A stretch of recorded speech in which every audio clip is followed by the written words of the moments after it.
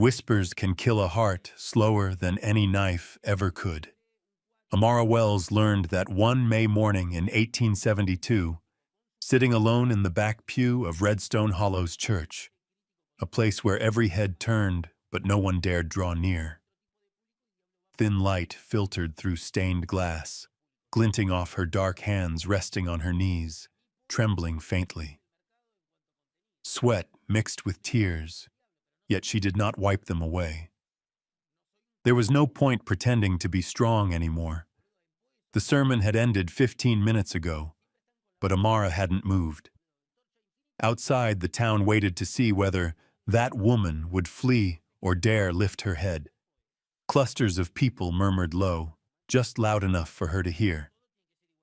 "She lived with Indians, you know," said a woman in a violet hat, voice honey-sweet but sharp as glass. "Heard she was a dancer in New Orleans. Thinks we forgot." The others laughed. Amara bit her lip. For 5 years she'd lived in St. Louis, teaching the daughters of wealthy families, sending letters home that no one answered. Her return was not by choice.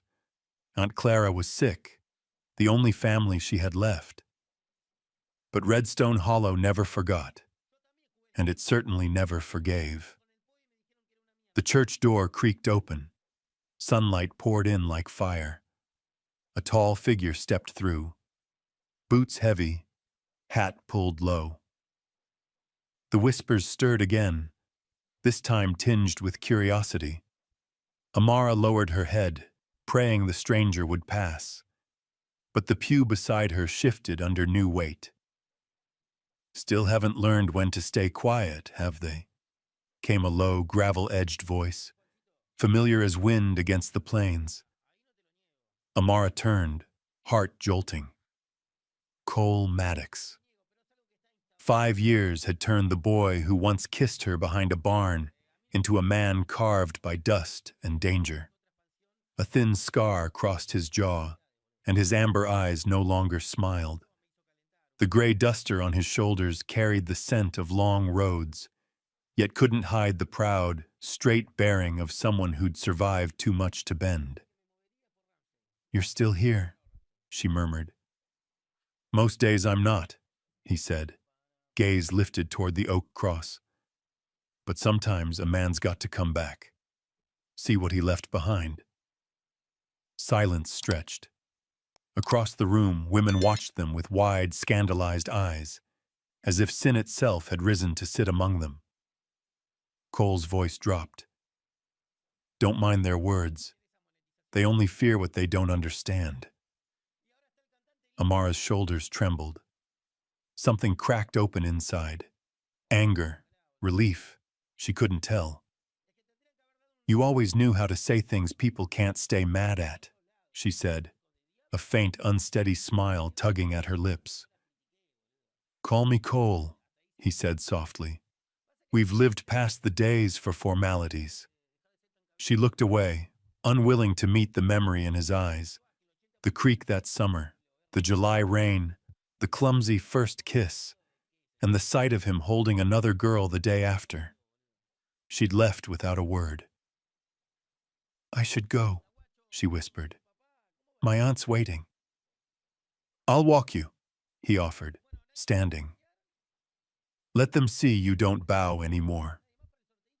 Amara hesitated, staring at his hand, rough, sunburned, scarred across the knuckle. Once those hands had held hers under moonlight. She placed her palm in his. Warmth surged through her chest, too fierce, too human. The church fell silent as they walked out side by side. Reverend Harris frowned from the pulpit, face puckered like old paper. Outside, the air burned bright and dry, carrying the scent of grass and dust. Below the hill stretched the town, weathered signs reading Redstone Hollow, half buried in the red dirt. "Your aunt's sick?" Cole asked as they descended the steps. "Yes, I couldn't leave her alone." "You're braver than they'll ever say," he said quietly. She smiled faintly. Bravery doesn't change the past, Cole. He didn't answer, only lifted a hand to shield her from the sun. She noticed the pale line on his finger, where a ring had once been. She said nothing. The silence between them carried its own weight. At the fork in the road, she drew her hand back. "I'll take this way." He nodded. "I'm working the Preston Ranch a few weeks.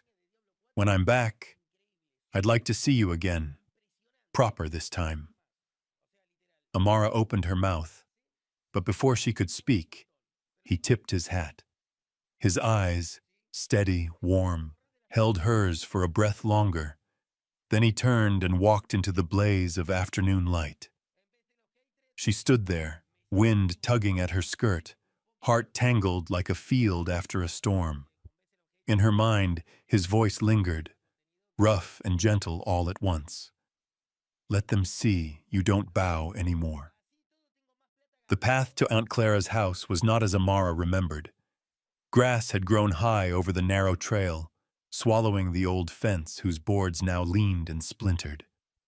The small house stood on the slope beneath two ancient oaks, a thin thread of smoke curling from the chimney into the still afternoon air. Amara stopped at the steps, drew a steadying breath, and knocked. Slow footsteps came from within, followed by the creak of hinges. Aunt Clara stood in the doorway, frail, hair silver white, eyes still sharp as hammered steel. She looked Amara up and down before tilting her head, voice roughened by age and disuse. "I thought you'd never set foot in Redstone Hollow again." Amara offered a strained smile. "So did I. But you're sick. I couldn't leave you alone." "Sick, yes, but not enough to need pity." The old woman stepped aside, cane tapping the floor. "Come in. This house has never turned anyone away, not even a Wells." Inside, time seemed to have slowed, but never softened. The scent of wood smoke, dried herbs, and memory filled the air. Afternoon light fell across the small altar where her father's photograph sat between two candles. Amara paused, the weight of the room pressing down. The man in the photo looked back at her, stern, silent, and heavy with what he never said. "You came just in time," Aunt Clara said, pouring tea, the sound of liquid breaking the quiet. "This town hasn't forgotten you." "I know." Amara's lips curved faintly, eyes still fixed on her father's face. "But I've got nothing left to lose." "Don't talk nonsense." The old woman's cane clicked against the floor. "You still have your name, your faith, your past. Lose those once and they don't come back." She paused, gaze cutting sharp. "And don't get tangled with Cole Maddox." Amara's head snapped up. "Why?" Aunt Clara looked out the window, her tone slow and hard. "Because your father ruined him." The air turned thick, unmoving. Outside, the wind scraped the siding, whispering through the cracks like a sigh. "What do you mean?" Amara asked softly, throat tight. "I mean what I said," the old woman replied. "Your father, Jacob Wells, nearly got Cole Maddox hanged." For a long moment, the floor seemed to tilt beneath her. "But why?" Aunt Clara didn't answer right away. She turned the cup in her hands, eyes drifting toward the fading light beyond the door. "That's not for today. Just know this. Don't dig up what was buried, especially when the ground's still restless." Amara wanted to press her, but the words caught behind her teeth. Instead, she rose and stepped to the window. From there, she could see the whole valley stretched under the purple hush of evening. Dust shimmered along the main road, where riders moved like ghosts across the horizon. Do you think he hates my father? She asked quietly. Hate or not, it doesn't matter, Aunt, Clara murmured. What matters is that you don't step back into a circle that once broke you. Amara's fists tightened. I'm not the same girl I was 5 years ago. I pray you're not, her aunt whispered. Dusk deepened. The last of the light caught in Amara's hair, turning it to burnished copper. She cleared the dishes, listening to the wind hum against the porch, the smell of dust and dry grass seeping through the cracks. Her aunt slept in the next room, but Amara sat alone in the kitchen, fingers brushing a photograph left on the table, herself at 17 beside Cole Maddox, both smiling, eyes full of sunlight. She tucked it away, though her pulse would not slow.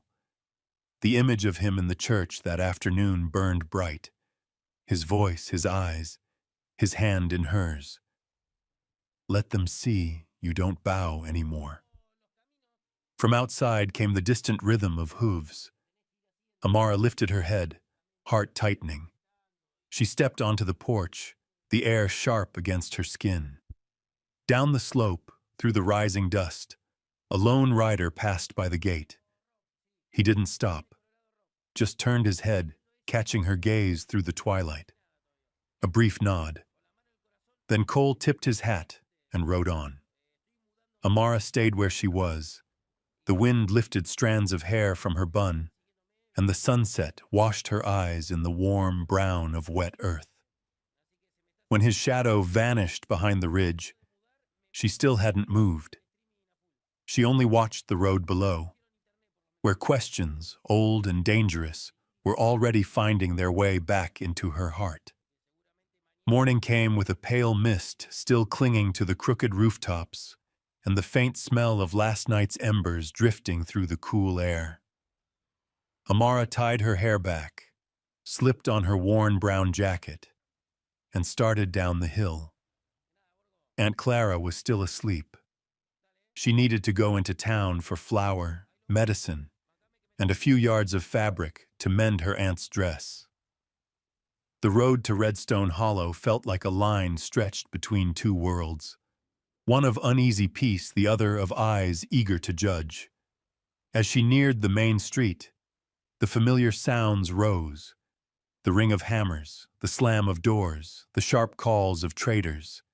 The town was waking, yet when they saw her, the noise seemed to falter, thinned into silence. Amara passed the general store. Every head turned. She could feel their stares crawling across her back, hear the faint rustle of skirts, a breath of laughter. That's the Wells girl. Back for real this time? Worked for Yankees, didn't she? Bet she's good at it. And Cole Maddox was seen near her place last night. Fool never learns.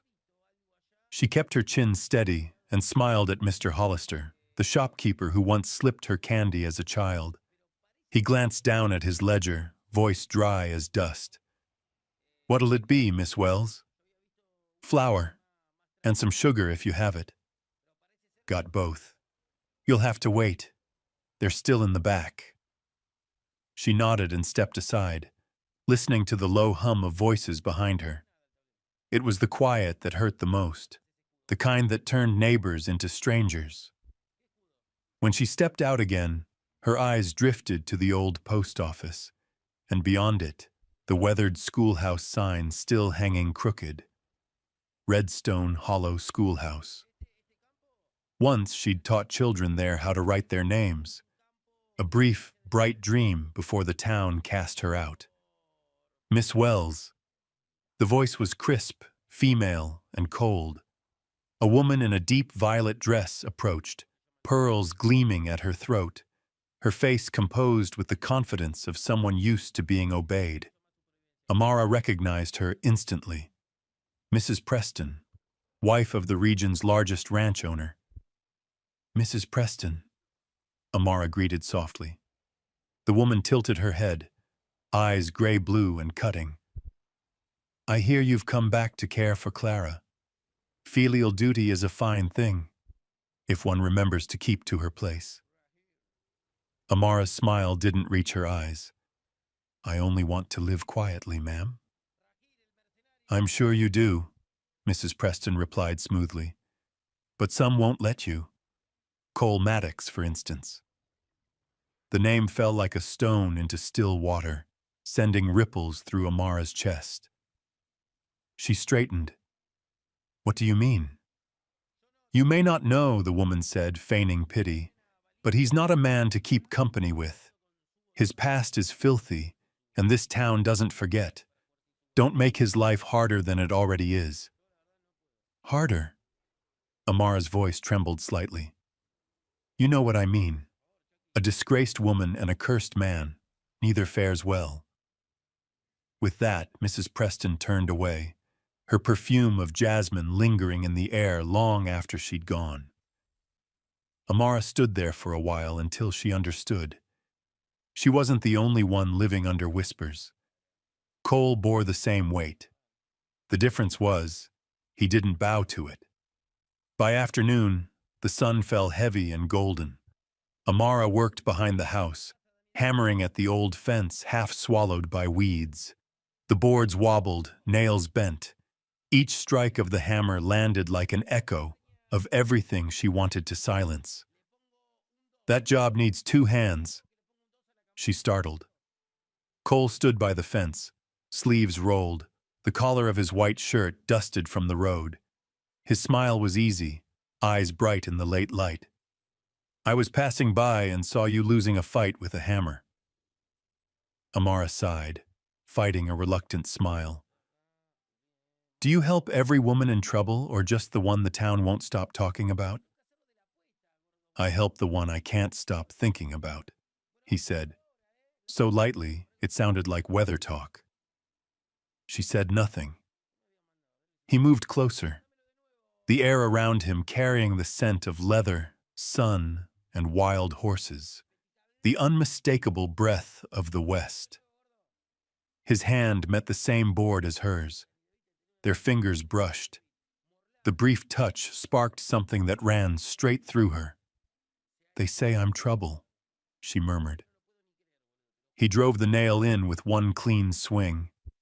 Then I suppose I'm the kind who looks for trouble. The sunlight deepened, catching the edge of his scar, gilding his hair. Amara glanced at him, the brightness reflecting in her eyes. They worked in quiet rhythm, wood, metal, breath, and heartbeat. When the fence stood straight again, he stepped back, admiring it.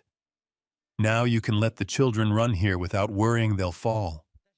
She smiled faintly. I'm not sure this town will let me teach again. What town? He said gently. All it takes is 2 people who believe. The wind stirred, carrying the scent of wildflowers down from the hill. Amara bent to pick up a fallen glove, but Cole did the same. Their hands met again. This time neither pulled away. When she looked up, his gaze met hers, close enough for her to see the red dust mirrored in his eyes. For a heartbeat, the world went silent, and everything else, the town, the whispers, the past, fell away. Then Cole stepped back, a flicker of a smile crossing his face like sunlight through clouds. I'd better get back to the Prestons' ranch, but don't let them decide what you believe. Amara nodded, unable to speak. She watched him ride off, his figure swallowed by the blaze of the setting sun.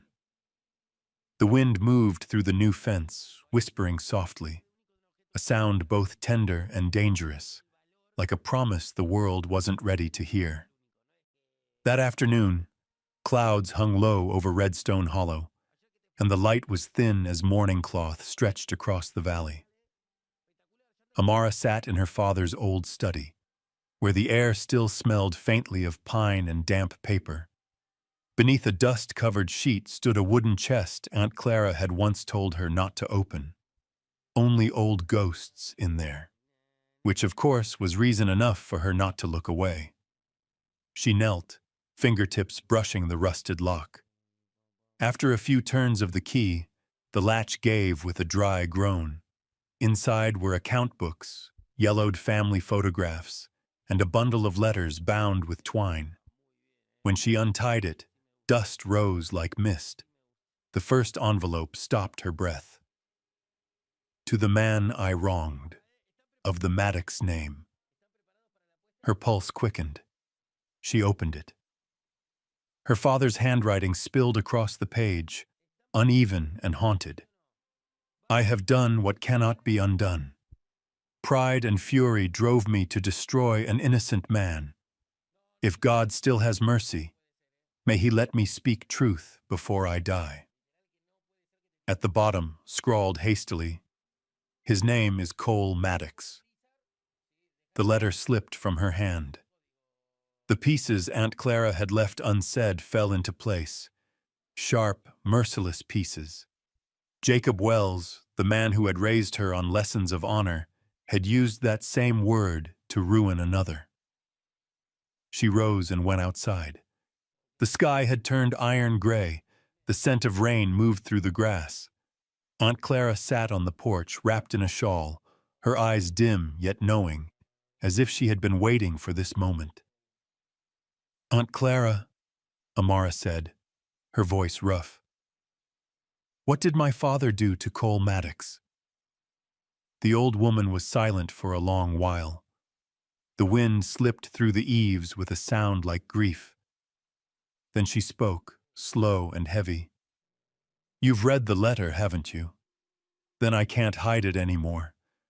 Your father accused Cole of stealing the Wells horses. Folks believed him.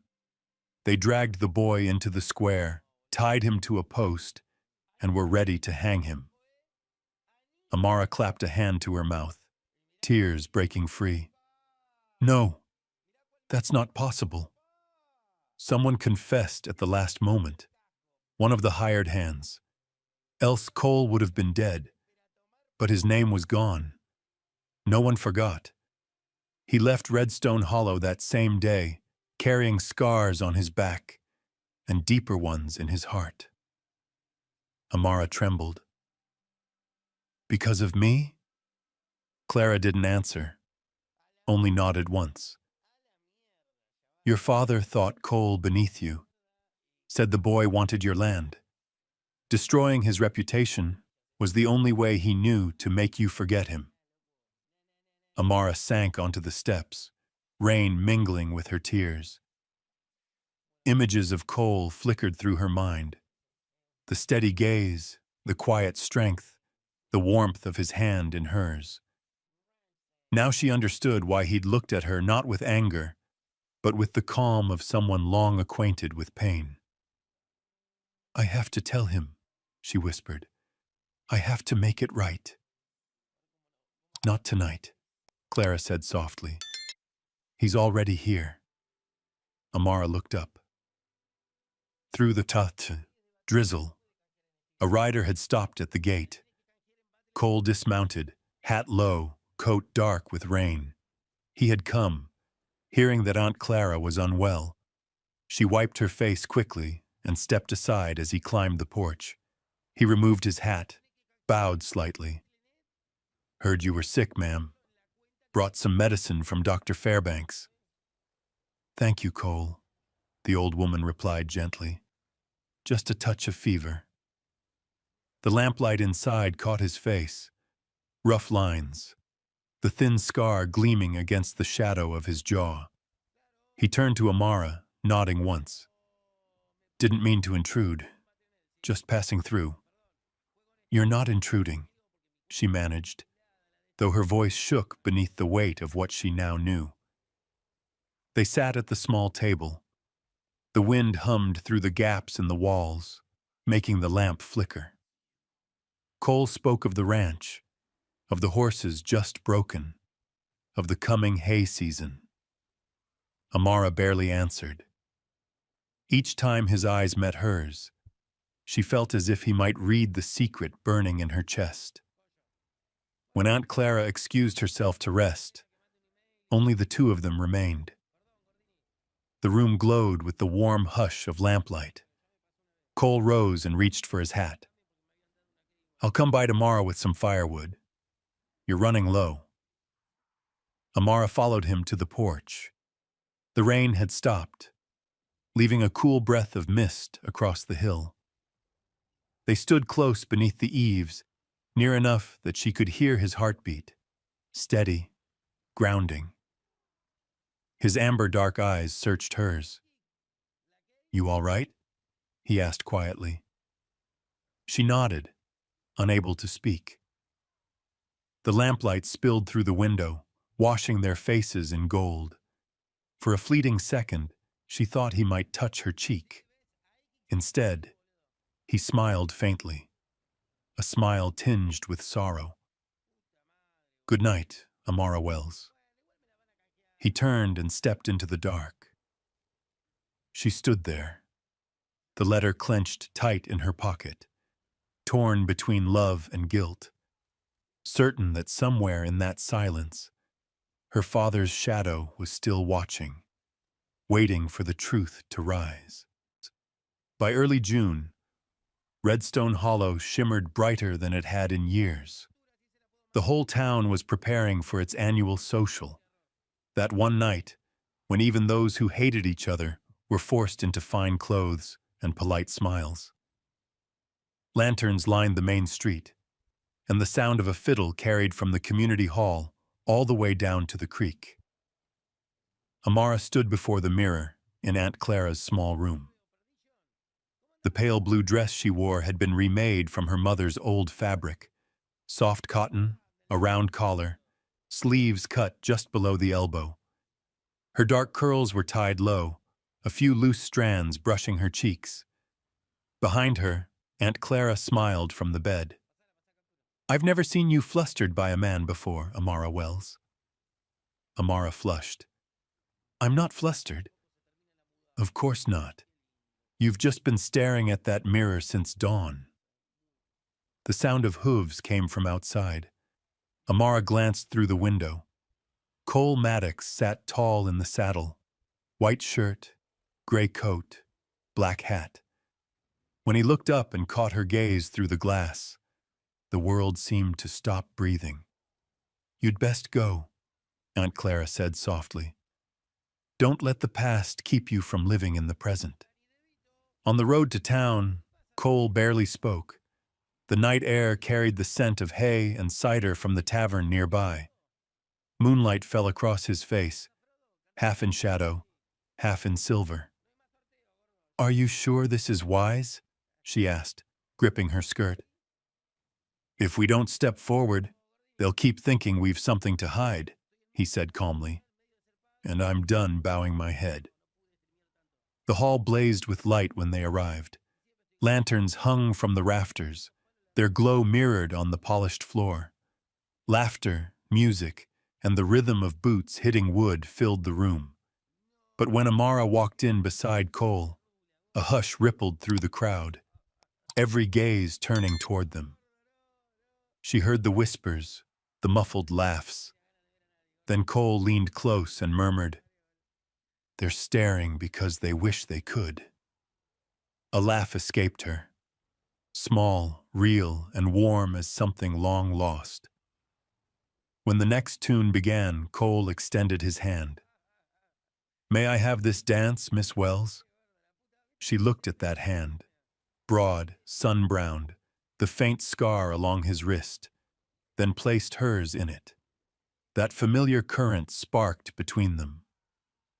They moved together into the swell of the music. His steps were steady, sure. Her skirt brushed the floor, the hem gliding through the light. Lanterns spun above them, and in that whirl of motion, they forgot the rest of the room. "Where did you learn to dance like this?" she asked over the music. "On the road," he said. "Someone taught me so I'd stop stepping on people's dresses." "You're doing well." "Only because my partner is." Her laugh was soft, like the first breeze of summer. For the first time in years, She laughed without worrying who might hear. When the tune ended, neither let go. Then a voice, smooth as honey and sharp as a blade, cut through the air.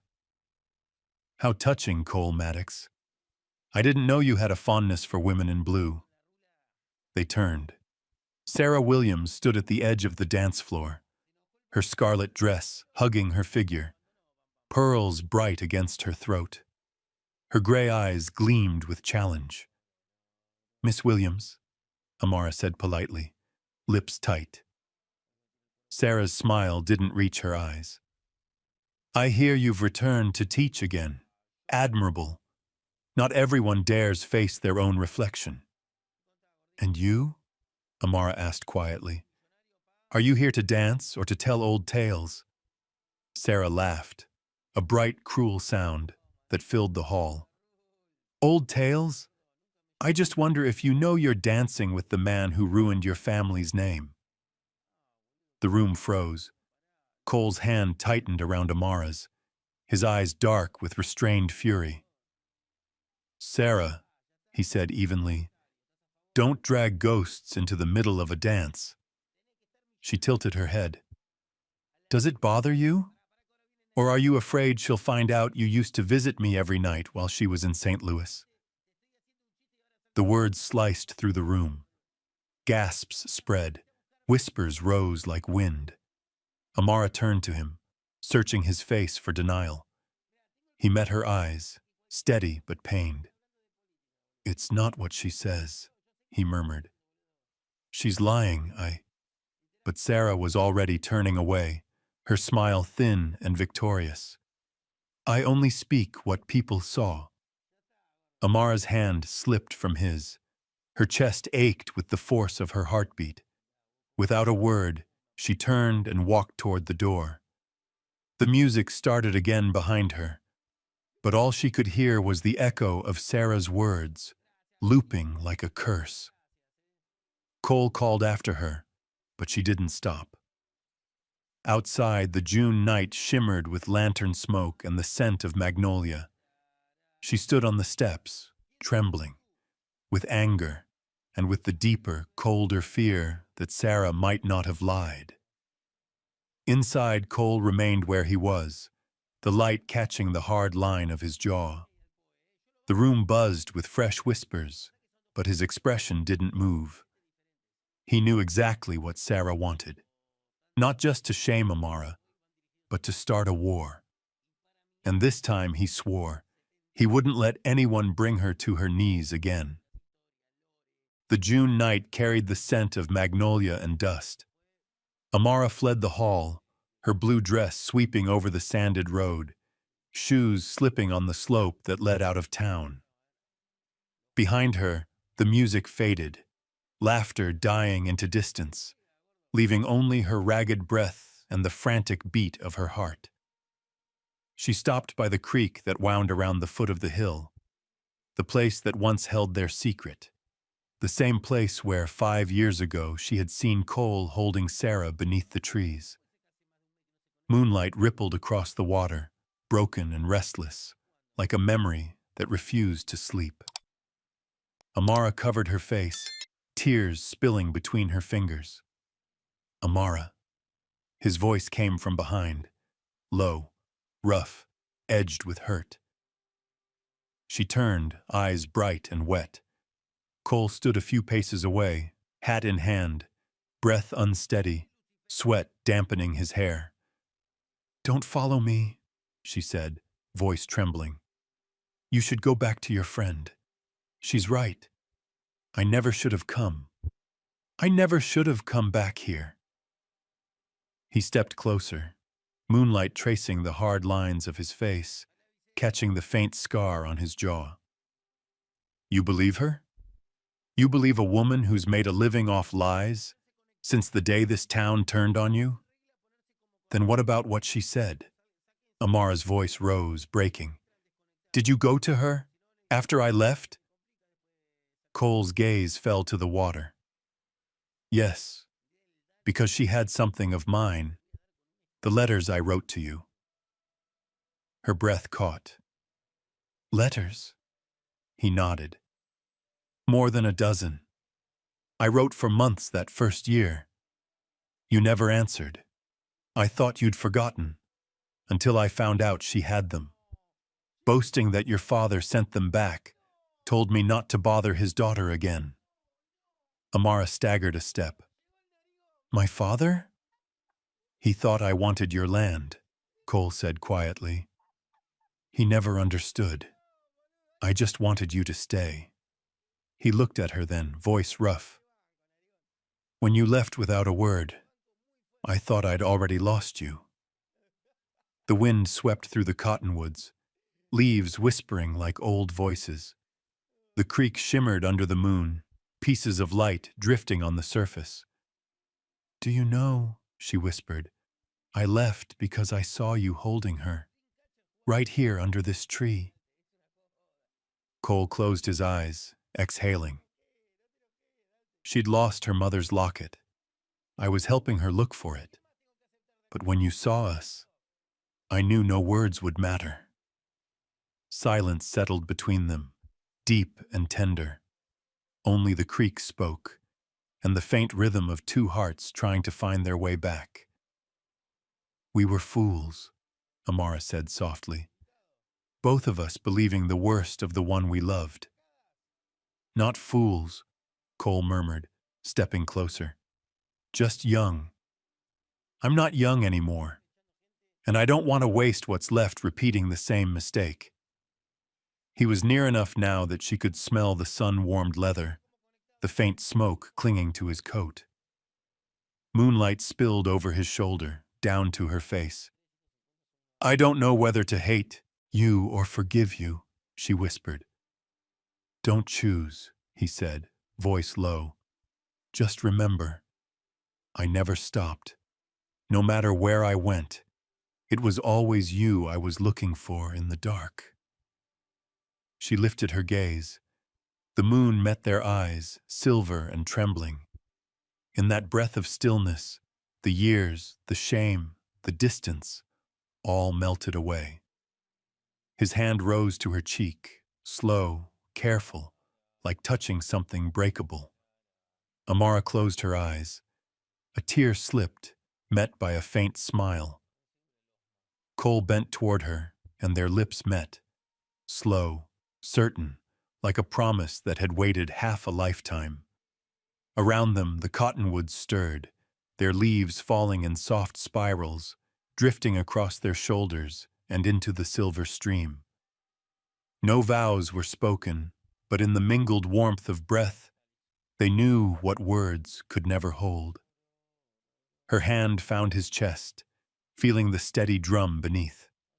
His arm drew her close, forehead against hers, breath shared in the quiet dark. The world seemed to fold itself into that sound. The murmur of water, the rustle of trees, the faint song of a night that had finally forgiven them. Later they sat side by side, saying nothing. The moon stretched its light across the water, painting their shadows as one. Amara rested her head against his shoulder, and in that stillness, she felt peace, the kind that had eluded her for 5 long years. Maybe this is where we were always meant to stand, Cole whispered. She smiled, eyes half closed. Beneath the cottonwoods, where it all began. And this time, neither of them walked away. The morning after the moonlit night, Redstone Hollow woke to the sound of roosters and rumor. And rumor, as always, moved faster than wind. It swept through every porch and parlor, every shop and saloon, until the whole town was whispering one thing.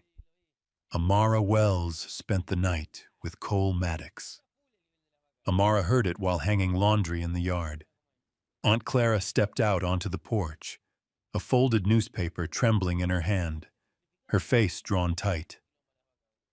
They're saying things that aren't true, she murmured. But here, you know how it goes. Once they've decided what to believe, truth doesn't stand a chance. Amara set down the basket, fingers curling into fists.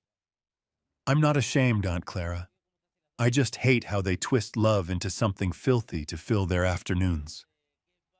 The wind kicked up, tugging the sheets from the line. She looked up at the pale sky. The warmth of Cole's arms still lingered in her memory, the first peace she'd known in years. But now that same peace had become evidence for a crime they'd invented. By noon, the clatter of hooves echoed at the gate. Mrs. Preston arrived in a deep violet dress, her face carved from ice.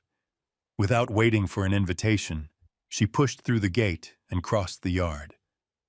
"Miss Wells," she said sweetly, venom in every word, "I came because it seems someone must remind you. In Redstone Hollow, a woman keeps her honor by knowing her place." Amara straightened, her hands still dusted with flour from kneading bread. "Thank you, but I don't recall asking for your advice." The older woman's eyes flicked around the yard as if the air itself were beneath her. "A pity. Your color and your name already make people stare. Now you've dragged a decent man into the mud with you." "You mean Cole Maddox?" Amara asked, calm and clear. "I thought you'd be more concerned about your own reputation than his." "Cole works for my husband," Mrs. Preston snapped, voice cracking like a whip. "If this goes on, my husband will have to make a choice. His job or you." Amara took a step forward. "Then let him choose. But don't come here thinking you can tell me how to live." Before Mrs. Preston could answer, a man's voice cut through the air. "And I choose her." Cole Maddox stood at the gate, dust on his coat, his eyes bright and cold. He walked toward them, sunlight falling over his shoulders. "I've heard enough, Mrs. Preston." "You have no idea what you're doing," she hissed. "You're destroying yourself." "Maybe," he said slowly, "but at least I'll know where I stand. I'm tired of watching good people get trampled because of the skin they wear." Mrs. Preston's face flushed crimson, words dying in her throat. Cole's voice rose, steady and fierce, carrying over the yard, loud enough for the neighbors hiding behind fences to hear. "They say we spent the night together. I won't deny it. If, this town needs something to talk about, then let them have something real." He turned to Amara, eyes glowing amber in the sun.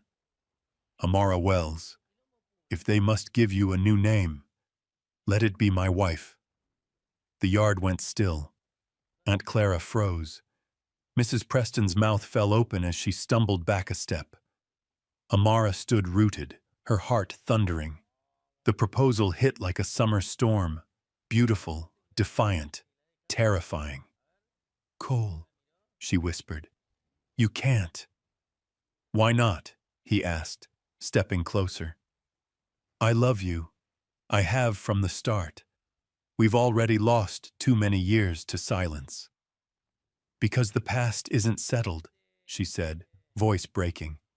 "My father, he wronged your family.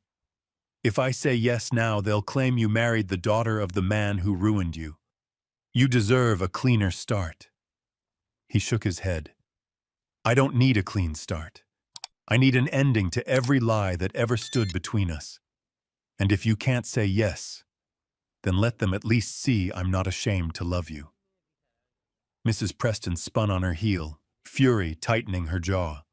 "You'll both regret this." She mounted her horse, the sharp ring of hooves fading down the road. Cole remained where he was, eyes fixed on Amara. "I don't care what they say, but I'll wait until you believe you don't need permission from anyone to be happy." He reached out, brushing his rough, warm hand against hers, a touch that said more than any vow. Then he turned and walked away, his figure swallowed by the bright, dusty light. Amara watched him go, her throat tight with love and fear. She knew his words were true. and that her heart had already chosen him. But when her eyes drifted to the old letter lying on the table inside, she understood what she must do first. Before she could claim love, she had to face the truth. Up on the hill, the wind rose again, stirring the cottonwoods until their leaves whispered, a sound that carried both warning and promise. 3 days passed in heavy silence. Dust from the hills drifted through the open windows and settled on the faded curtains. Aunt Clara had grown weak and stayed in bed, while Amara barely slept. From dawn to dusk, she heard the murmurs outside, the curious stares of townsfolk, the snickering voices that carried her name like a curse. Miss Wells, the woman who brought Cole Maddox to his knees. She had thought of leaving, but something kept her there. Perhaps pride, or perhaps the memory of the way Cole had looked at her that day, as if love alone could make the world go quiet. On the 4th afternoon, a knock sounded at the door. When Amara opened it, Sheriff Clay Boone stood on the porch. He was a thin man with a limp and a patchy beard, his weathered hat clutched in one hand. His eyes were solemn, tired. "Miss Wells," he said slowly, "I need a word. Best if you sit down." Amara led him inside and poured a glass of water. The sheriff looked around the room for a moment, then pulled a wrinkled, wax-sealed envelope from his coat pocket. "This was found this morning," he said. "A man named Peterson used to work the Williams Ranch, died last night at the infirmary. He left a written confession." Amara froze. "A confession?" Boone nodded. "About the horse theft years back. He wrote that he and Mr. Williams planned the whole thing. When it came out, Williams pinned it on Cole Maddox, because Cole was arguing the boundary lines between their ranches. And because—" Boone paused, his voice roughening. "Your father found out." The air thickened. Amara's fingers gripped the edge of the table. "My father knew the truth?" "He did," Boone said quietly. "Jacob Wells was going to report it. But Williams threatened to spread word about your courtship with Maddox, said it would ruin your family. A colored girl and a white cowboy. That kind of talk could destroy more than a reputation back then. So your father kept silent and let the blame fall on himself." Amara felt the world tilt. Everything, her father's lessons about honor, Aunt Clara's evasive answers, the haunted look in Cole's eyes, snapped into place. Her father had saved her by condemning the man she loved. Boone laid the letter on the table, his voice gentle but firm. "I always doubted that story. Cole Maddox was never a thief. Now I've got proof. I'll bring it before the town council this Saturday. He'll finally get his name cleared." He stood, tipping his hat. "I figured you should know first. You and him, you've both carried more than your share." When the sheriff left, the door closed on the wind's whisper. Amara sat motionless. The letter trembled under her fingertips, each word a knife, not just through her family's pride but through her heart. She thought of Cole, how he'd lived all those years marked by a lie, stared down by neighbors who never forgave, while her father and she herself had stayed silent. Evening light slanted through the window, cutting across the room, stretching her shadow long and broken against the wall. Aunt Clara shuffled out, leaning on her cane. "What's happened now, child?" Amara handed her the letter, voice unsteady. "Father took the blame to protect me, from shame, from gossip, but in doing that, he ruined the man I loved." Aunt Clara sat beside her, taking her hand. "Jacob Wells was wrong, but he loved you the only way he knew how. He thought he was saving you. If he were alive, I reckon he'd beg for your forgiveness." "I don't know who to forgive." Amara whispered. Him or myself. Night fell. She stepped onto the porch and looked down at the valley, where lanterns glowed like scattered stars. In the wind, she heard Cole's voice echo from memory. I don't need a new beginning. I need an ending to all the lies. He would have that now, the truth, his honor, his justice. But as the realization settled, her chest ached with a deeper fear. When the past was finally buried, would he still want the daughter of the man who'd wronged him? The wind rose over the hill, scattering cottonwood leaves in silver spirals. She stood there for a long time, until the moon climbed high, round, cold, mercilessly bright. Its light draped over her shoulders like a shroud of truth, beautiful and cruel. That night, Amara wept, not from shame nor from fear, but because she finally understood that love, like the moon above her, only truly shines when it casts its light on every wound the past has left behind. That morning, the skies over Redstone Hollow hung gray and low, as if the heavens themselves were holding their breath for what was about to be revealed. The church bell tolled through the valley, drawing folks from their porches and shops toward the community hall, the old wooden building at the center of town where Sheriff Boone had promised to set the record straight about a crime long buried. Amara walked the dusty road with her hands clasped tight in her skirt. Aunt Clara followed behind at a slow pace, while Cole Maddox walked beside her. He didn't speak much, but every so often he looked at her, his gaze steady, as though he could lend her his strength just by standing close. You don't have to be there, he said quietly as they neared the door. I do, she replied. My father once made you stand before this town in shame. Let me stand beside you when the truth finally speaks. The doors opened. The smell of old timber and sweat filled the air. Nearly the entire town had gathered. Ranchers, blacksmiths, shopkeepers, faces that had once whispered and judged. Every head turned as Amara and Cole stepped inside, the murmur of gossip rising like a tide. At the front, Sheriff Boone stood beside Mr. and Mrs. Williams. Their faces were pale, but their posture rigid, still clinging to the last fragments of pride. The sheriff cleared his throat and opened the brown, wax-sealed envelope on the table.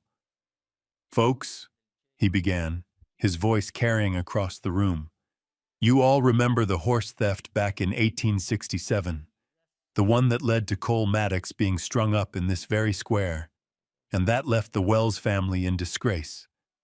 Today, I bring a dying man's confession. A former ranch hand named Samuel Peterson, who worked for the Williams family. The crowd hushed. Boone unfolded the paper and read slowly, his words echoing through the hall.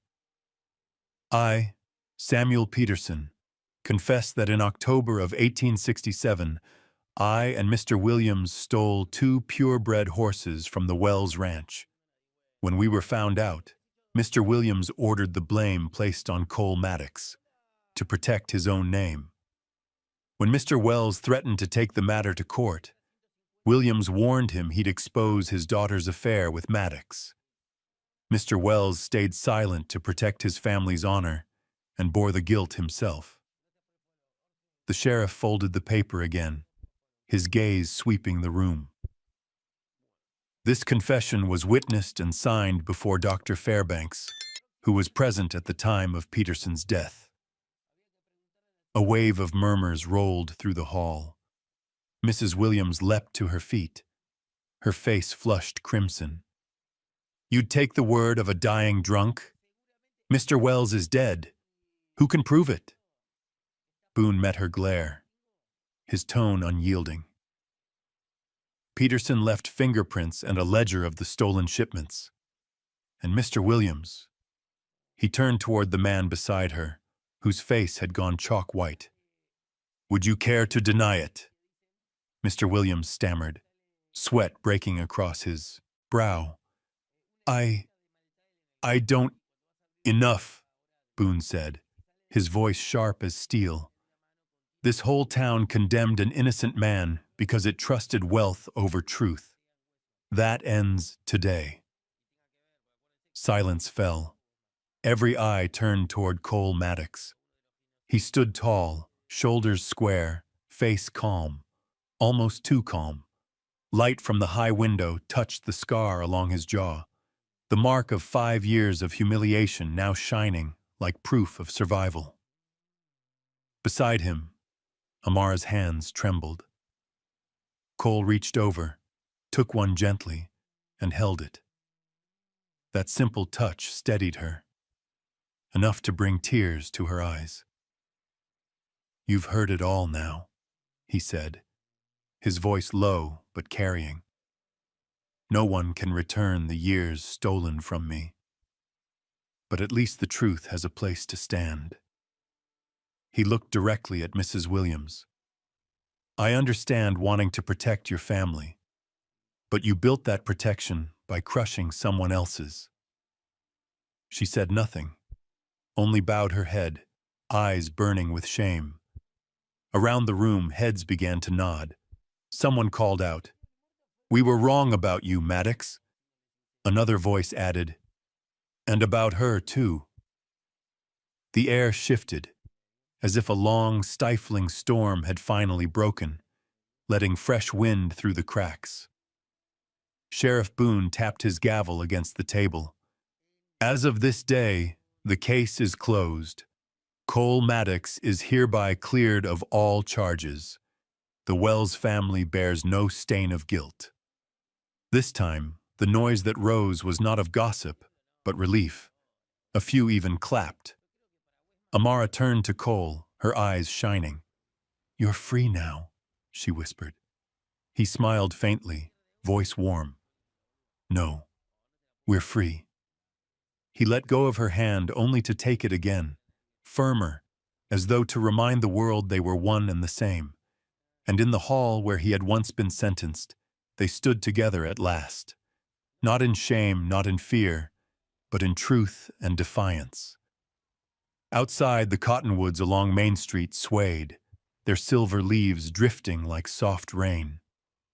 Under the pale noon light, Redstone Hollow seemed to breathe again after years of holding its tongue. As they stepped down the wooden stairs, townsfolk who had once turned away now nodded in quiet respect. Cole didn't answer them. He just looked at Amara and said softly, "You feel that? Even the wind's lighter today." Amara smiled through her tears. "It's not the wind, Cole. It's my heart." They walked on together, hand in hand, while behind them, the signed confession lay on the sheriff's desk, the red seal glinting in the sunlight, a wound finally closed. That night, Redstone Hollow was quieter than it had ever been. The full moon hung low over the valley, bright as a silver mirror cast upon the earth. From afar came the sound of the river, soft and steady, like the breath of memory. Amara walked slowly down the dirt path leading to the water, her thin shawl fluttering behind her. In the distance she saw him, Cole Maddox, standing beneath a cottonwood tree, tall and still, his hat resting on a fallen log, a small wooden box in his hands. When she reached him, he turned. No greeting, no smile, just that look. A look that held all the seasons they had lost, the words they had never said, and the guilt both had carried too long. "I knew you'd come," Cole said softly. "I had to," she answered. "We can't keep letting the past do the talking for us." They sat by the riverbank. Moonlight shimmered on the water, reflecting two faces, one once mocked, the other once accused, now calm, finally at rest. Cole opened the box, and inside lay a bundle of letters, their paper yellowed and edges bent. He handed them to her. "I wrote these the first year you were gone," he said. "One every month. Told you about the horses foaling, the early snow, the new roads heading west to Denver. Every time I sent one, it came back, see? The Boston postmark's still there. And that stamp, refused by recipient. But I knew it wasn't you." Amara touched the letters, her throat tightening. "My father sent them all back," Cole said, not in anger but in sorrow. "He thought he was protecting you, but he didn't understand. One line from you would have been enough to carry me through every whisper, every lie."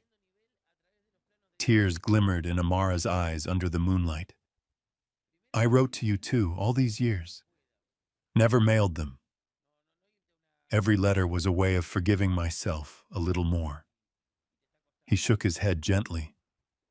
"You've got nothing to forgive." "Yes, I do," she whispered. "I believed the worst. I ran when I should have stayed and fought for you. My father was wrong, but I wasn't right either." Cole's voice was low, warm, almost tender.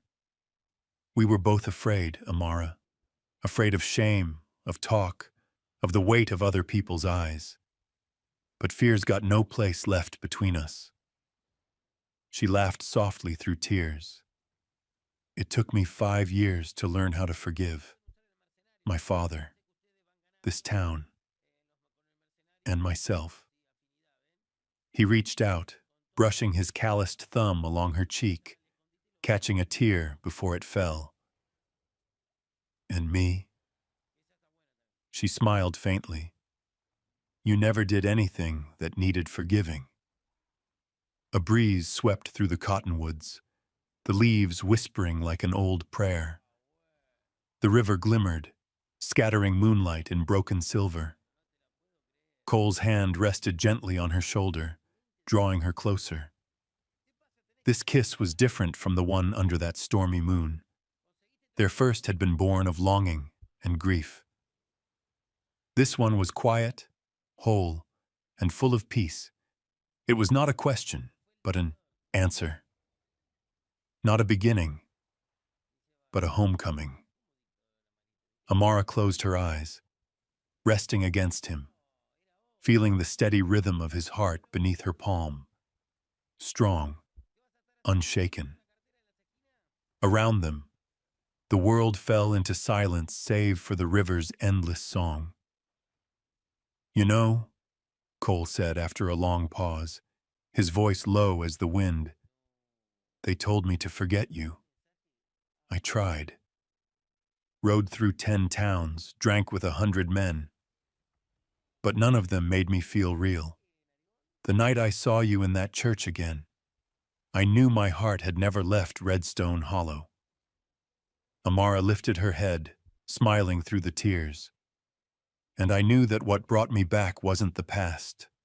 It was what never left." They sat together as the moon began its slow descent, their shadows merging on the dew-soaked grass. The river hummed like a hymn. The wind moved through the trees in rhythm with their breathing. When the moon touched the far ridge, Amara whispered, "I think my father would be glad, seeing us like this." Cole nodded, his voice rough. "He protected you the way he knew how. But me, I'll protect you the way you need." She leaned against his shoulder. "Not protect, Cole. Just stay." "I'm here," he said. "Now, and for every day that follows." The wind carried the scent of water and earth, wrapping around them like a warm blanket. Beneath the silver light, 2 souls sat beside the river that had once divided them, now reborn as the river of forgiveness. And in its quiet murmur, there was something that sounded like a promise, that love, once it has survived the storm, never dies again. October arrived softly, like the last breath of summer, carrying the scent of dry leaves, ripe apples, and smoke rising from chimneys readying for winter. The sky above Redstone Hollow glowed with a golden warmth, and that morning, when the first light slipped through the cottonwoods on the hill, the church bells began to ring, slow and steady, like the heartbeat of the town. Their wedding day. Amara stood behind a thin curtain in the small room at the back of the church, the same room where, 5 years ago, she had sat alone, swallowing tears after hearing the cruel whispers. Today, there were no tears, only light. She wore a simple white dress, its sleeves puffed gently, the hem stitched with silver thread Aunt Clara had sewn by hand, night after night. Her hair was tied low, adorned with a single sprig of cottonwood. Aunt Clara sat near the window, sunlight washing over her kind, time-worn face. "I remember the day you came home," she murmured, her voice trembling with the distant chime of bells. "The whole town turned its back on you. Now look, every one of them is here." Amara glanced outside. The churchyard was full. The blacksmith, the innkeeper's wife, even the townsfolk who once whispered behind her back, all were gathered. There was no pity in their eyes now, only smiles, quiet curiosity, and something that felt like faith. Cole Maddox stood by the steps, dressed in a plain black suit and white shirt, his hat pressed against his chest. He was speaking with Sheriff Boone and the preacher, his broad shoulders framed by sunlight.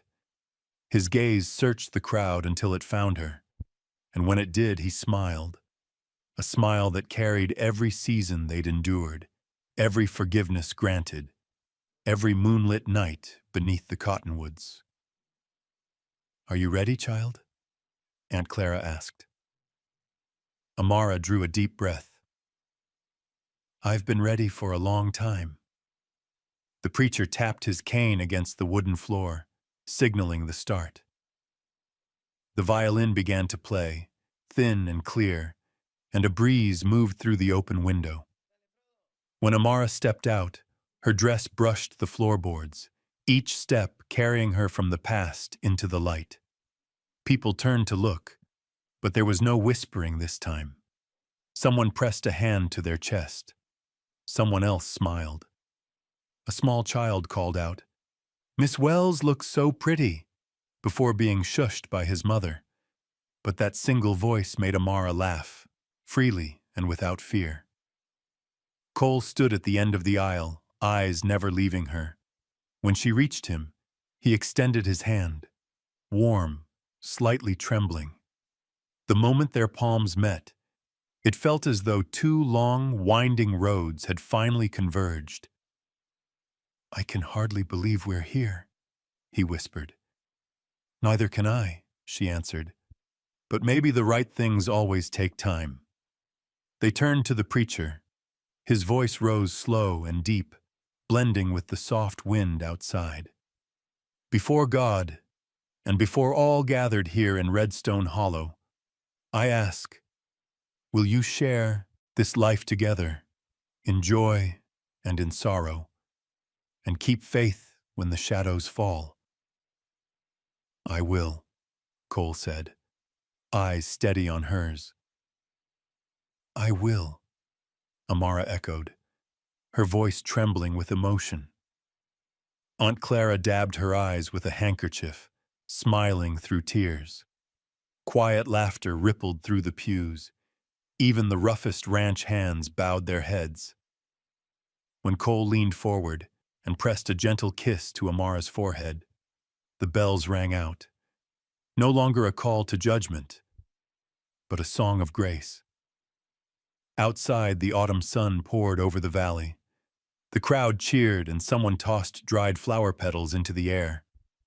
They spun and danced in the wind, settling on Amara's dark curls and the shoulders of Cole's black coat. "Well," he whispered against her ear, half smiling, "I guess they've got something to talk about again."